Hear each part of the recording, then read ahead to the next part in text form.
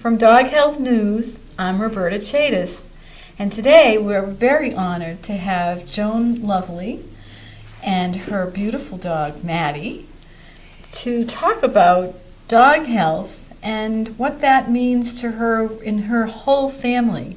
Joan, you have an entire collection of pets. A menagerie, we do. That's true. We do. So we have Maddie. Maddie's a 4-year-old yellow lab, English lab. We also have a Cairn Terrier at home, Annie. She's 14 years old.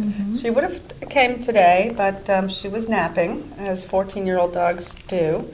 We also have a 6-month-old little black kitty, Mo. Mo's got these beautiful, intense yellow eyes. He was a Christmas kitty for my younger daughter. We also have a cockatiel, Skippy. Skippy was my mother's cockatiel. When she passed away, he came to live with us. And that was 6 years ago. And we don't know how old Skippy is. So Skippy absolutely adores men, loves my husband, does not like women. So, I've seen those Skippy, cockatiels. Are they allowed to fly around the house? She does come out of her cage, but now that we have the cat in the house, we have to be pretty careful. Yeah. But she does come out and she sits on my husband's shoulder. And when he's reading the paper or watching us something sports at night, she'll sit right on his shoulder. She's very happy there. Yeah. And we also have some call ducks at home. They actually live outside. Call ducks are the little bantam duck of the duck world. I entered them in the Topsfield Fair last year and won first place with them. Yes, so they're at home and we enjoy our pets. They are definitely pets. We may add some chickens to the backyard this year and get some chicken eggs. So we love it. That's wonderful. Yes. When do you ever have the time to take care of all of these pets? Well, I do have a busy schedule, but I'm up early in the morning making sure that everybody has had their breakfast, that the ducks are fed and watered, and then I'm off for the day. But the family is in and out of the house all day, and so everybody has lots of companionship. That's excellent. Yeah, That's excellent. That's great. So let's talk a little bit about Maddie, who is very comfortable here, taking care of warming up my feet. It feels great. Maddie is a yellow lab. Yes. And she's 4 years old. Yes. So tell our audience a little bit about what those plans are, you told me. So we, and Maddie is not spayed. We are planning on breeding her at some point. We were hoping actually to do a spring breeding this year, but the timing didn't work out. So we may do a fall breeding. Dogs come into heat twice a year. And so we may do a fall breeding depending on how that timing is. And we may breed her once, maybe twice. These are good pet quality. She does have a show lineage, but we're not breeding for show. We're breeding for good pet quality, and she's just been one of the best dogs we've ever had. We just adore her, so we want more little Maddies. Oh, that is and adorable. we will keep one, I'm sure. And how many puppies do they usually have?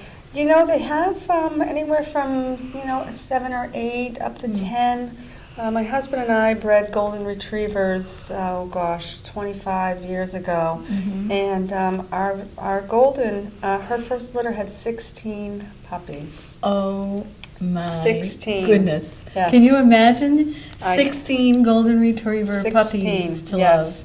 So I think that was a record. But labs usually have anywhere from 7 to 10. And we did contact 2 breeders and said that when you're ready, let us know.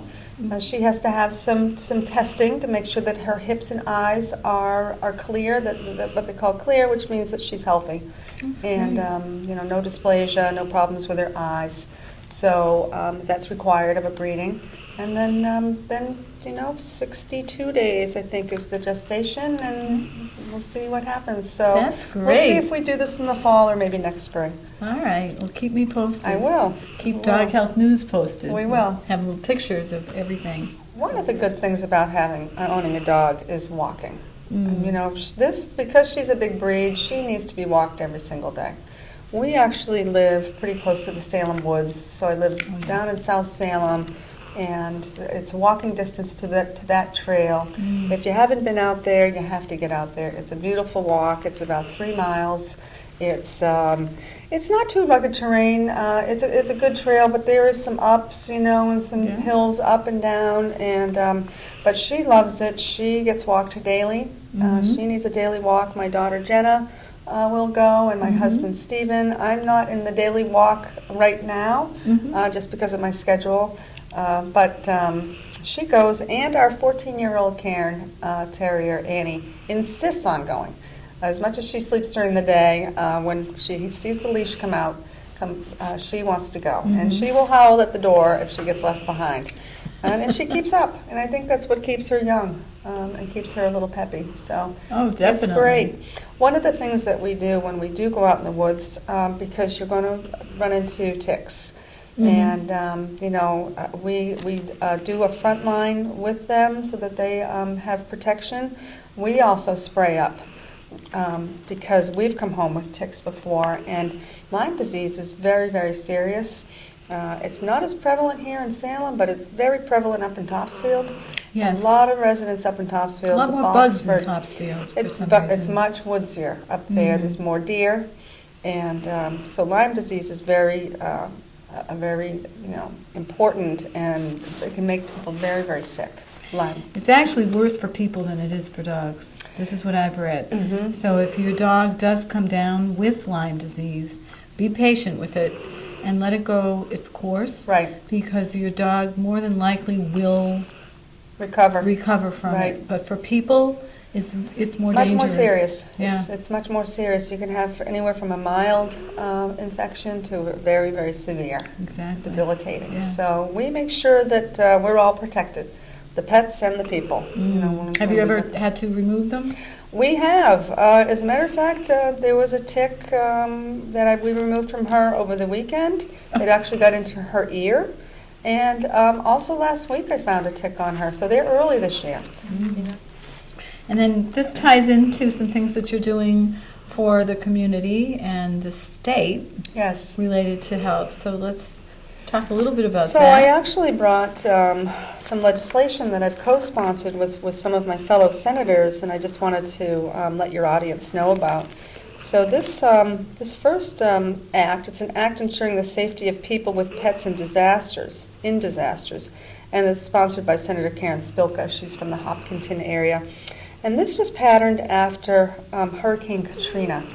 And what this requires is that state and local governments include how they will accommodate households with pets or service animals in the event of a disaster. Because down in Katrina, some people stayed behind with their pets and then they were stranded. So now rescuers are rescuing people and pets, but a lot of pets got left behind. And so a lot of those pets, especially dogs, actually were adopted up here. They never were reunited with their families. No. So they actually were adopted right up here in Massachusetts. But this will actually put a guideline in place right here in Massachusetts with state and local governments, so that coming up with a guideline on what happens in a disaster like that, and how we can stay united with our pets, and how public safety can help do that. That's great. Yes. That's great. And this other legislation that is pending currently, and this was sponsored by Bruce Tarr, Senator Bruce Tarr from Gloucester, and I co-sponsored this with him. It's an act protecting animal welfare and safety, so PAWS, Protecting Animal Welfare and Safety. And this was patterned after Puppy Doe, what happened to that poor pit bull puppy that was so severely abused that they had to put her down. And this will actually significantly increase the fines for people that inflict that type of abuse on just a poor defenseless pet. And so we're actually trying to march this right through the State House, and so that people will know that if you're going to harm a pet or any animal, you're going to pay some pretty stiff consequences. This is good information to know, really. We want to do what we can do at the state level to protect our pets, from people that shouldn't own animals, and from, again, Mother Nature and natural disasters and things that happen and you find yourself that you're separated from your pet, and you know what can be done about it. Yeah. She loves it. Well, she looks very healthy and very calm. She has her paw on one of my feet, and I can hear her.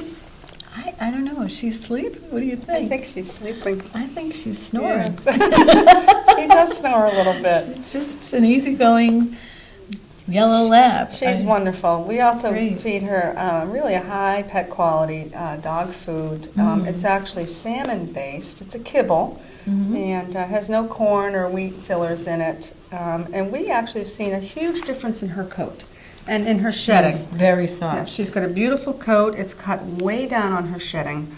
And we really believe that's salmon-based dog food. And she doesn't, you can tell she's a pretty big girl, and she doesn't get a lot of it. Although she's the first one out of bed in the morning, bounding to the kitchen to be fed. She won't go out until she's had her cup of kibble in the morning. So she gets a cup in the morning and a cup at night. And she gets an occasional dog biscuit, which I brought some, but now that she's sleeping, I don't know if I'm going to wake her. What do we have? What do we have? I think she knew. Can you give me a shake? Come on, shake. There. Good girl. There. What a I'd good like girl. to give her one, too. Oh, please. By all means, let me get you one. What a way to close the show. Treats for Maddie. Absolutely. Maddie, can I have a paw, too? Oh, There you go. thank you so much. Would you like a treat? Oh, delicious. There you go. Okay, so we don't give her too many treats if we can help it, because they do tend, especially labs, tend to be a little on the overweight side, and we don't want you to become diabetic. So that same thing. Obesity in people, obesity in dogs, same thing. They become diabetic, and then you have to do insulin shots, and that's no fun. Very important. You wouldn't think that a dog could get diabetes, and they can. We try to keep her in the best health possible. She also gets an occasional bone from the supermarket, and she really loves that too. Well, this is a picture of a very healthy yellow lab who's ready to take on the whole world and maybe have some puppies. What do you think? What do you think? What do you think? Our pets just bring, really a lot of happiness to our lives. That's right. And that's why we're, looking for that next dog, a Maddie puppy. Huh, baby? Sounds great to me. Yeah. Well, I can't thank you enough. I know you have a busy, busy life. Thank you. So I really appreciate you coming to the studio today. This has been terrific. Thank you. It's been great. Yes. It's wonderful to get to know you better, and so that the audience gets to know a little bit about you outside of what you do. Yeah, great. Thank you very much. And maybe next time I'll bring a duck. I would love that. Okay. I would love that. Okay, absolutely. So thank you very much. All right, thank you. This is Roberta Chadis again with Dog Health News. And Maddie. What do you think, huh?